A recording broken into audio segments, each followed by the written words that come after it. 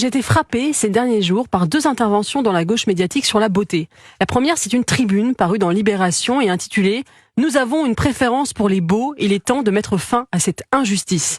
Frédéric Spirny, le philosophe en question, estime que les discriminations envers les laids sont systémiques dans notre société. Il affirme que l'audience de Miss France montre notre fascination coupable envers les corps blancs, sveltes et gracieux.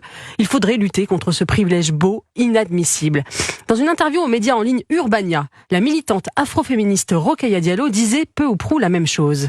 La beauté, souvent on considère que c'est quelque chose d'évident, mais en réalité c'est une construction sociale et c'est surtout le fruit d'un rapport de force. Parce qu'en réalité, dans l'histoire, les populations en position de domination ont imposé leurs propres critères, comme les critères du beau. Voilà, on trouve tous les ingrédients du wokisme, le relativisme culturel, l'idée qu'il n'y a pas d'universel ni de nature, mais seulement des rapports de force au service des dominants qu'il faudrait à tout prix déconstruire. La plus grande étude menée sur le sujet est celle du psychologue David Buss, menée auprès de 37 cultures différentes, et elle montre des critères commun, universel, la symétrie, la santé apparente, le ratio taille-hanche pour les femmes, la jeunesse du corps. Alors, osons quand même une question provocatrice, Eugénie. Est-ce que la beauté est devenue une valeur de droite ?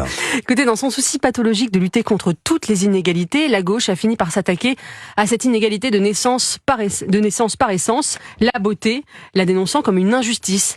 Pourtant, le loto de la génétique est beaucoup moins injuste que beaucoup d'autres facteurs et la beauté est parfois un moyen d'ascension sociale pour des personnes appartenant à des classes défavorisées.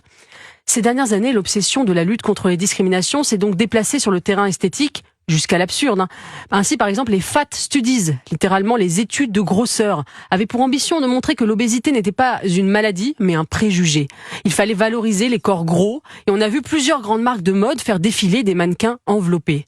Mais les choses sont en train de s'inverser. D'ailleurs, toutes ces grandes marques ont abandonné leur ligne grande taille, enfin en tout cas leur mannequin grande taille.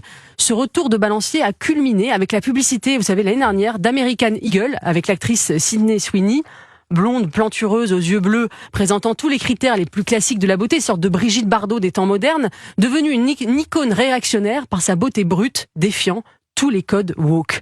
Il semble qu'après la vague de la déconstruction, la beauté soit de retour, et c'est plutôt une bonne nouvelle.